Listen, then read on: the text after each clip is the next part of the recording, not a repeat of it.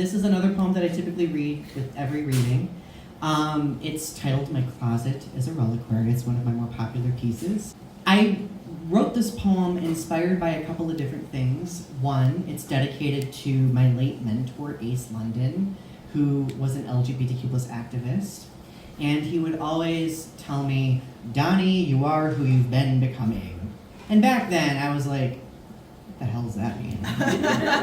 What is that very ambiguous quote? But as I got older and started processing it more, expanding, my mind, I started really thinking about how all of the events we go through shape us into the people we are, right? And the other thing that inspired it was, a lot of my poems are inspired by annoying conversations that I've had with people, if you've not noticed. But one person told me once, why do we even need to have any conversation about coming out stories, right? Why can't we live in a time where we don't have to worry about coming out stories? And, fair question.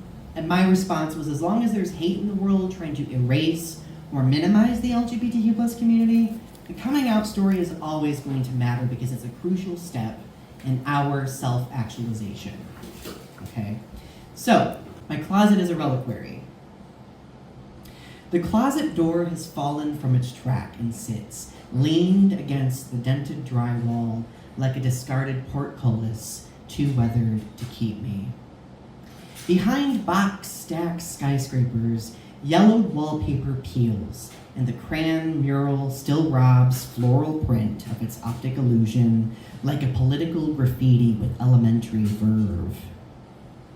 The shelves still dip under collections of unread religious texts, and the bloated plastic drawers refuse to budge from their cheap retail compartments as each paper-filled basin brims.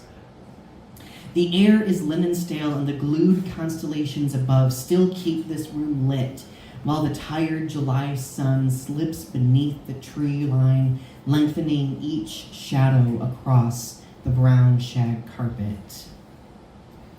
These years later, I keep the closet door off its track because it's powerless.